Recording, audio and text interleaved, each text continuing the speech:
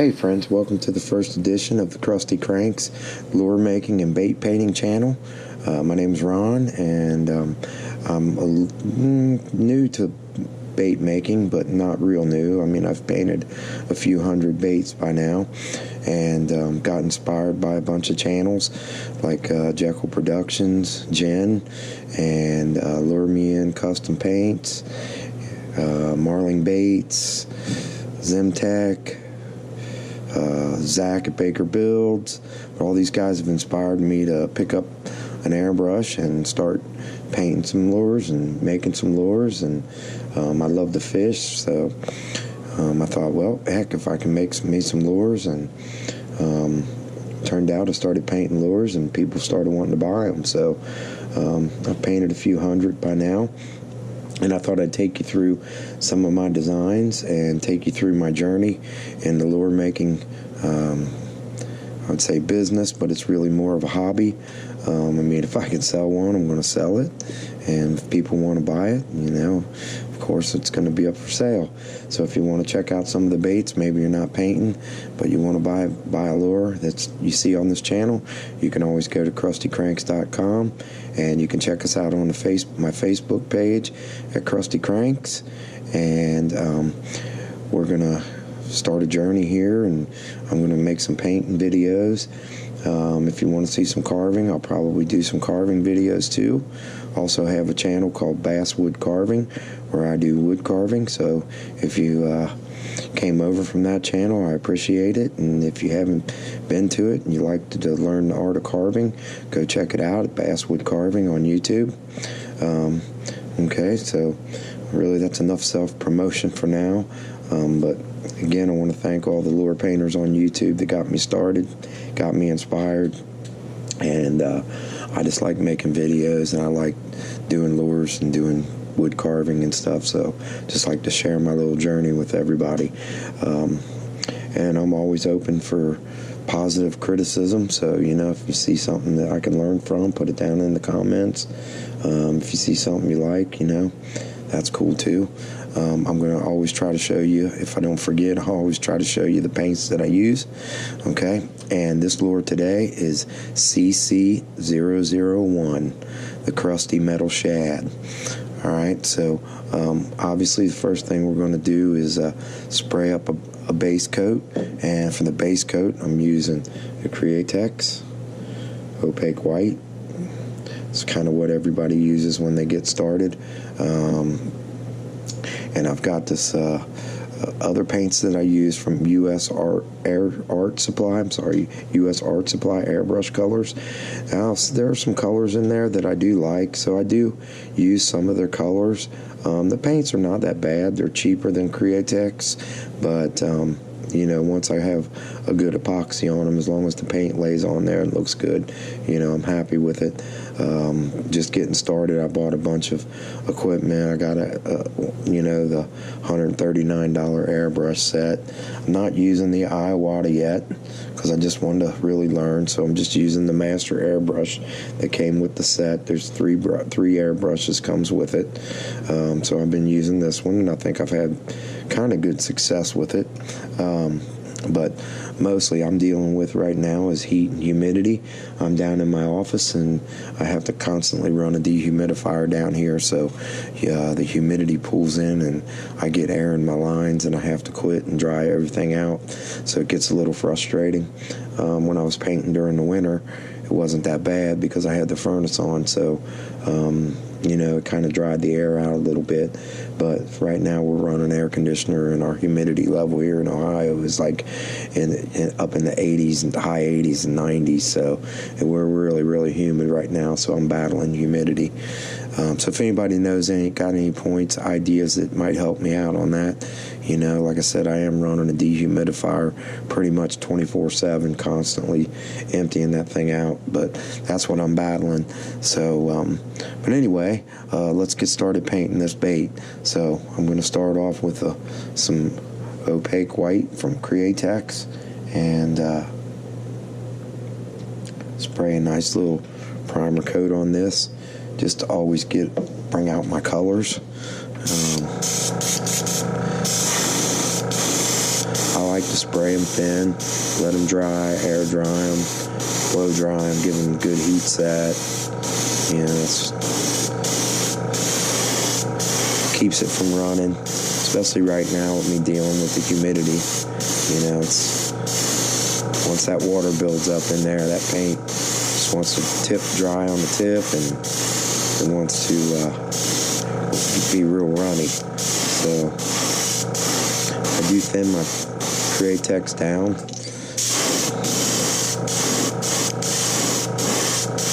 But yeah, I've been experimenting. I haven't experimented with too many dyes yet, but I've been playing around with different things in the finishing department. So haven't really spent too much time using dyes and stuff. A lot of times what I'll do is I like to paint my whites the night before. Learned out from Jim, the Decker. I like to paint my whites. Usually I'll primer up a bunch of baits and let them sit overnight, and that seems to really give them a nice hard surface when I want to lay on some nice colors. So if you're new to bait painting, I want to try to give you some of the tips that I've learned from them, because to be honest with you, this just looked like a fun little hobby. And my wife got me the airbrush set for my birthday, mostly because I was going to paint my carvings, airbrush some of my carvings. And then I started doing research on airbrushing and came across lure painting. So I was like, wow, that looks like a fun hobby, because I love to fish, and I have a test pond out back that I can always, go to and try out my action and stuff. My first lures were hand-carved lures. I hand-carved some lures just so I would have something to play around with. So I'll show you some of those, and I'll do some hand carving on lures. And that way, if you're new to lure making and bait painting, you can see hand carved ones. So these are just blanks that I bought on Amazon. When I can remember, I'll tell you, but I pretty much just bought a bunch of baits, a bunch of blanks just to practice painting and learn how to lure paint. So this is a swim bait, and we've actually used this lure, and it does catch bass. Catches bass and striper and even crappie.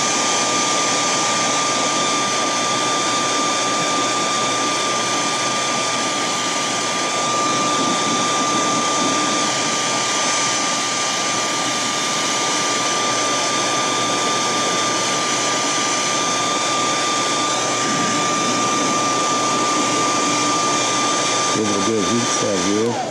I know people don't like to hear the blow dryer going, but I'm only going to do that once in a while. I won't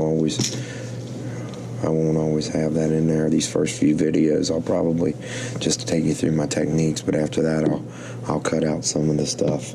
So that was the first coat. Opaque, Createx, white, water base. Nice base coat of white. Okay, so next color we're going to go to is we're going to go to pearlized silver. And like I said, if you're new, the white will help brighten up the silver, and I won't have to use as much to cover the whole blank with.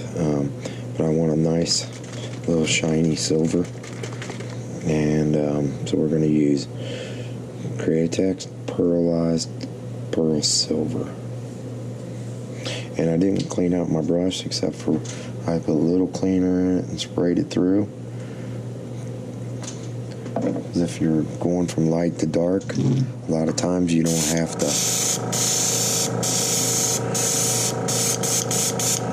clean out your brush as much. I'm going to turn this down just a little bit. I'm shooting at about 10 25. I think I was shooting at that 25. So now I'm going to add a little silver, get that little bit of a shad look to it.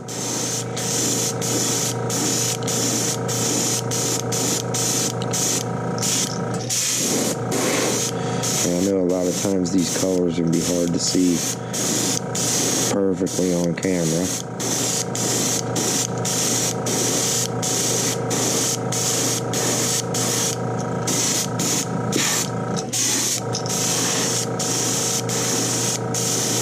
Especially the pearls. They're really hard to see when you're spraying them on over a white. Just like the silvers and the white pearls.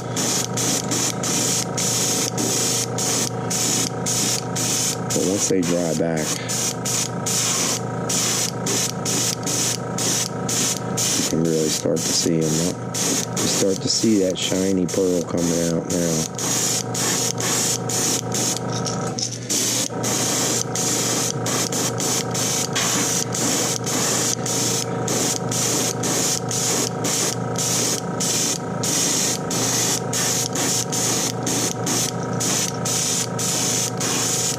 This is an easy first paint for you. Okay, let's give that a little heat set.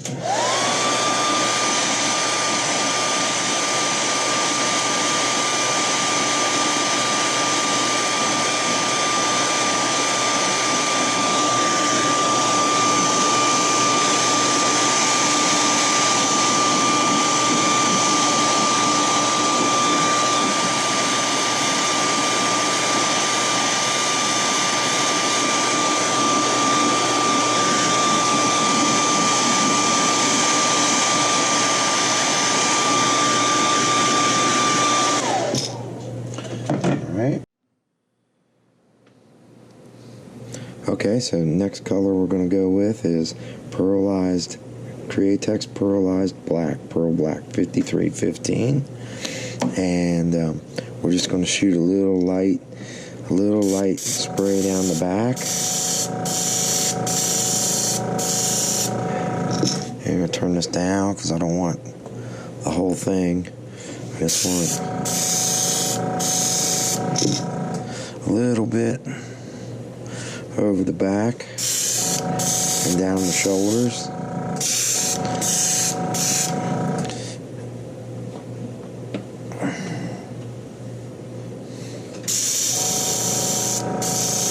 Get that pressure down. Looks like I'm about 15 right now.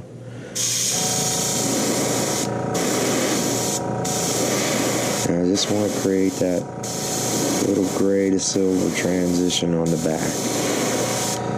And I'll do that in light steps.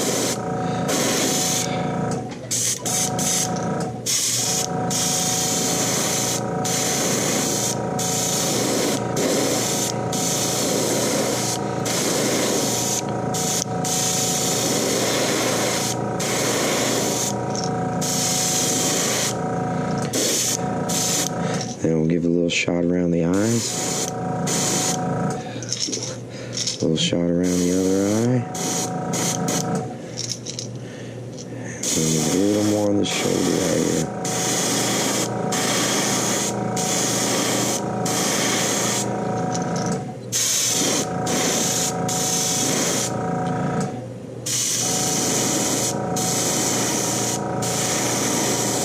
I've learned that a little at a time is always better than too much.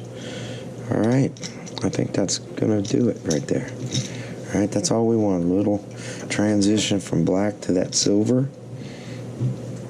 And we'll give that a heat set.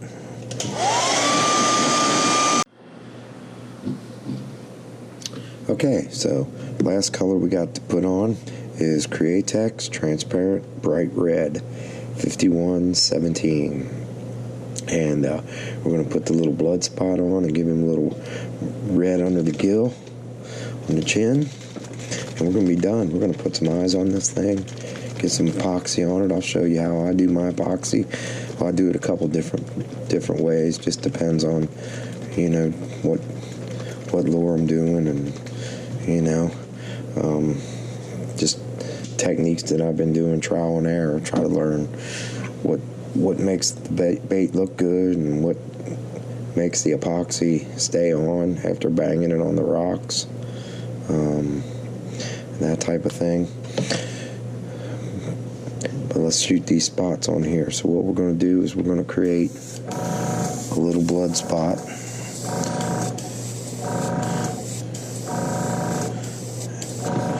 And I got my pressure down real low. I'm just going to hit a little blood spot right there. And I don't even care if it runs a little bit. A little blood spot on the other side. And then we're going to hit a little red underneath. I don't know really if this makes a difference, but it seems to. With the lures we've been using, it's got these on them, we've been catching fish. Like I said, we've been catching stripers, and we've been catching crappie, catching some bass, and I'm going to try to bring you some fishing.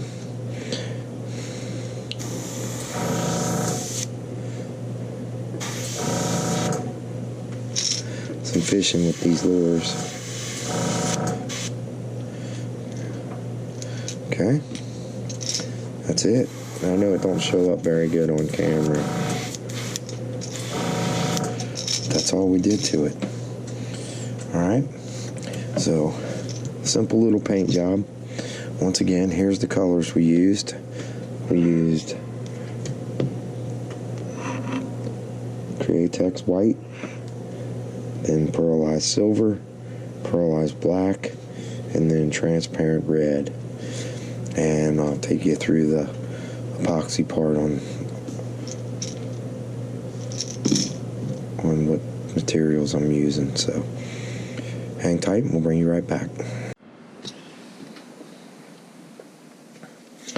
Okay, folks, I think we're ready for some eyeballs.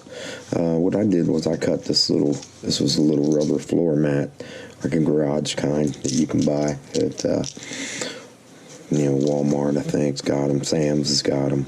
But I actually cut it out for a crankbait.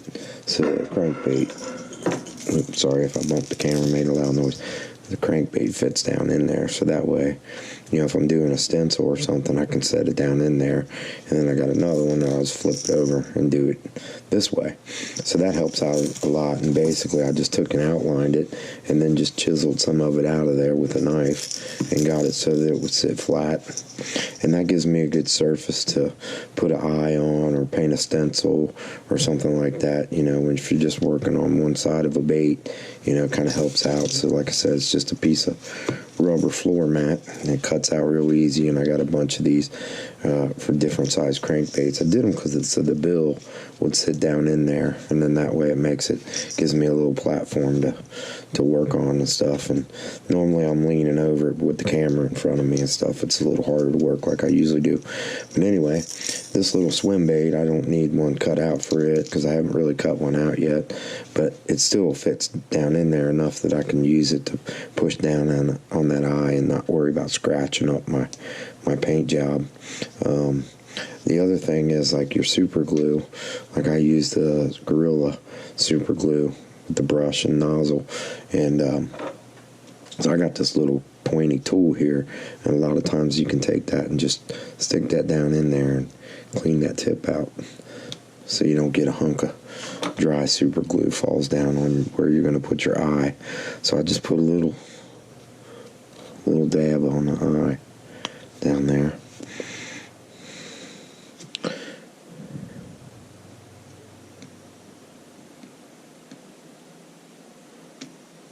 Just a little bit, because a little bit goes a long way for sure.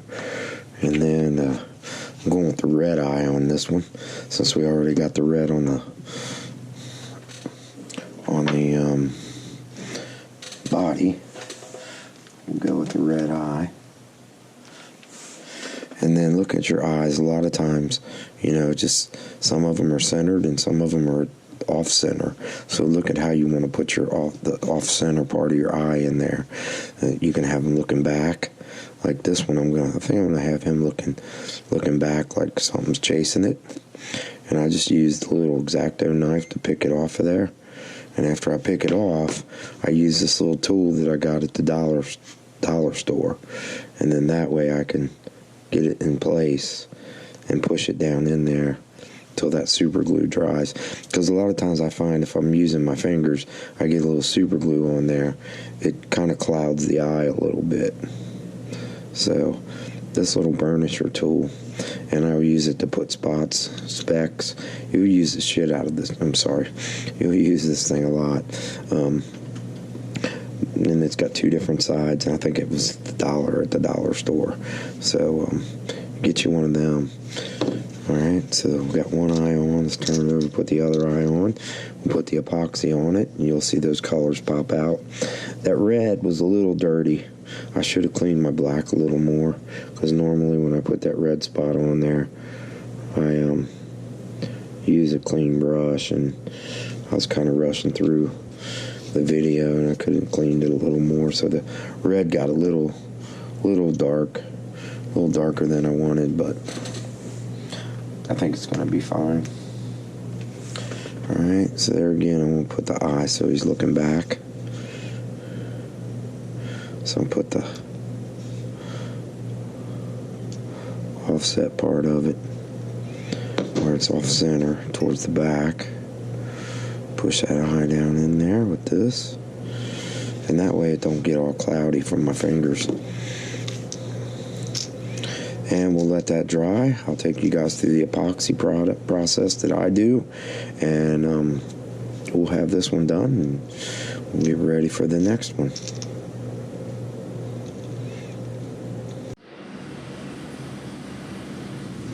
Okay, we're in the finishing room, and so I apologize again about the AC. My AC unit is in here, and like I said, we're experiencing 85, 90% humidity. It's 90-something degrees outside, so I apologize. The AC can't go off right now, and last time I tried to turn it off, I turned it off for something, and it ended up not coming back on. Burnt the capacitor out. I had to have an AC guy come in. So it's too hot right now to take any chances.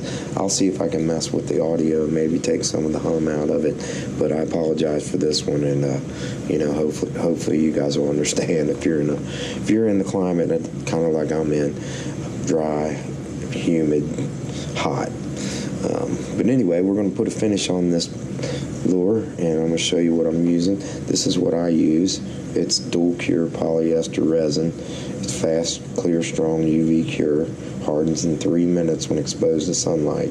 Solar Res. And it's a non-yellowing formula. I've had really good luck with this stuff. I mean, I've seen it. I think it was on the Underground Tackle forum that people talked about using it. And I say, hey, that's good enough for me. I'll give it a try. And I've really had good luck with it. It seems to hold up really well. We fished a lot with a bunch of these lures, and obviously if you're banging them off the rocks, but any epoxy is going to eventually crack and chip off and whatever. Just that's part of fishing. But the good thing about doing your own is you can just repaint it and put a new finish on it. But anyway, so Solar Res, that's what we're using today, and I don't have a rotating rack yet, so I'm going to show you my technique. Now with most of the crankbaits, I don't have too much of a problem. These swim baits, once in a while, I'll have a drip, but I've kind of tried to take care of that too. So first thing I'll do is I don't stir it up, I don't shake it up or nothing. It's pretty good stuff that you don't really need to do that. I figure the more I mess with it, the more bubbles I'm going to get in it and everything. So I try not to mess with it too much. I'll give it a good stir every once in a while and just let it settle.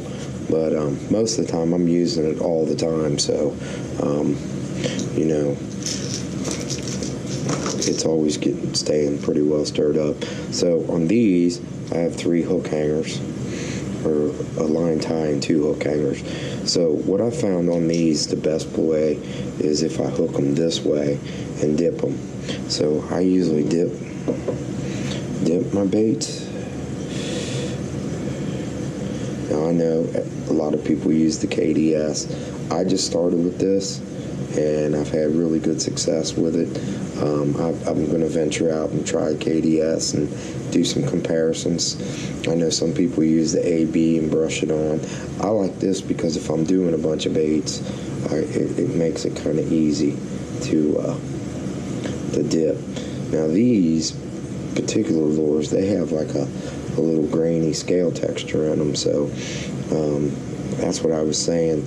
Sometimes I like to dip it and then brush it smooth, make sure it gets down inside those little veins and stuff that's going on here. The thing about this stuff is once you dip it, you don't want to touch anything until it's done dripping, because if you drop it or touch it on anything, it's going to pick up dirt really easy. So if you're new to lure painting and finishing baits, this is the way I found is the most cleanest way for me, is to just dip it and try to get most of the drips off. Like I said, sometimes we'll have a little bigger nose right there. I have a little drip on it if I don't remember to come in and tack it off real quick. So I'll dip twice. I usually dip twice after I've got the eyes on, so I seal the eyes in. I'll dip it, and then let me see if I can put the camera up. And you can see one. Got one hanging right there, and I'll dip it once and let it drip. And I usually have a little box that catches my drips, and I didn't have that set up ready.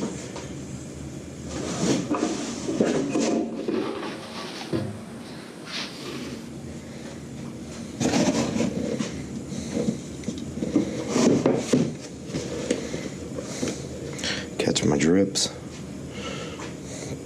and I'll let this hang for a few minutes just to make sure it all runs down nice and smooth.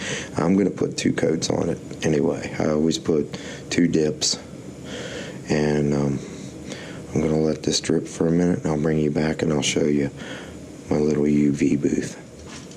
Okay, so I apologize for being dark. I kind of got this pushed back up under my microwave sitting up there from my rubber baits, but this is called the Sun Loo. It's a UV curing box, and I think I got this for like $99. I'll put some links in the description of everything that I'm using, and I'll try to always put the links in of stuff, and if you buy them, it helps the channel out a little bit. We get a little bit of, not much, we get a few cents on a purchase or something, and it just always helps, but the Sun Loo box, and I found this works great. Now, it's not nothing for doing mass amounts of baits. Obviously, if I'm doing a bunch of baits, I usually have to stay on it and constantly keep running them through, but this is just a hobby shop. This is not a mass production Berkeley or Rapala or anything like that. So anyway, the way this works is it rotates. So I made this little block and put a little alligator clip on it to hold my bait, hold my lure in there, and I stick it inside, make sure my little paper clip ain't hitting the top to keep it from turning around. And get that guy in there like that. Close up the box, and then it's got a little timer on it. Now the thing about this timer is it only lets me do 10 minutes at a time. Unless I just unplug the timer, I can hook it up directly and just look at what time I started. I like to do mine for about 30 minutes on the first dip, because in that way I make sure, this light is not as bright as the sunlight, and I've tried the sunlight, but what will end up happening is you get dust and dirt and pollen and things like that in your finish. So I bought this little box just to give it a try, and it's been working pretty good. The only thing is I wish the timer would let me go 30 minutes. It only goes up to 10 minutes, 60 seconds times 10, 600 seconds. So I usually do it 3 times. That gives me 30 minutes. It seems to be working great. So I just push the timer, and the little blue light comes on, and I'll give you a little view of it inside. And the light's gonna turn off, but I'll push in the thing here. So it's got little UV lights in there. Obviously, you don't want to look at that light too long; that'll mess up your eyes. But just to give you a little quick how it goes around, and I put it right in the center so it gets all sides. And this stuff, I don't know, it's pretty good. I can put it in there. First time it'll be dry, but it'll still be a little tacky. Tacky to where my fingerprints will show up in the finish. So I like to just do it for 30 minutes. I'll do it 3 times, hang the bait up, let it sit for a little bit, do another bait, and then once I get all my baits done, get all my lures done, then I can go back and put another dip on them, you know.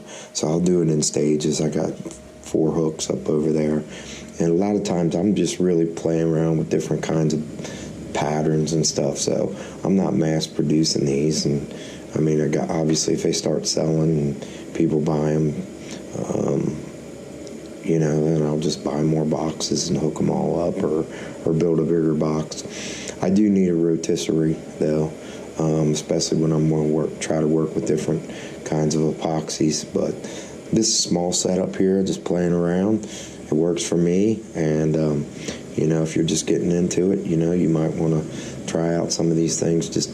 For me, it was just more or less, I need something to do this, and I needed to be able to learn how to do it, not, you know, mass-produce baits. I mean, I'm not even worried about competition against anybody. I'm just making my own patterns, painting baits, learning how to paint baits, fishing them, seeing which ones work, seeing what the actions are like, hand carving some lures and things like that. So if you subscribe to the channel, you know, you'll get to see a lot of these baits that I'm painting, and I'm going to put up all my patterns, and I'm going to hand carve some baits. So stay tuned to the channel, and hopefully you'll be along this journey with me.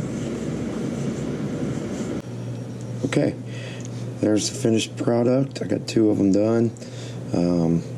This is the crusty Metal Shad, and turned out really good, really good. You can really see how shiny that Solarez is, and like I said, sometimes I get a little bubble right there on these particular baits. This one didn't turn out too bad, but I did 2 different pieces of it, just so I actually had somebody who wanted one, so I thought I'd do an extra one. But yeah, so that's the end of this video, and I hope you guys enjoyed it. If you're new to bait painting, I hope you can subscribe, and if you like these kind of videos, please subscribe and give us a like. And I'm gonna be sure and bring you some more videos in the future, and I think I got some pretty cool patterns, and show them to you. And if you're not into bait painting but you just like custom made baits, check out my channel, and then check out my website at krustycranks.com, and find us on Facebook. I got a Facebook store I'm setting up now too. So yeah, happy fishing and stay crusty, my friends.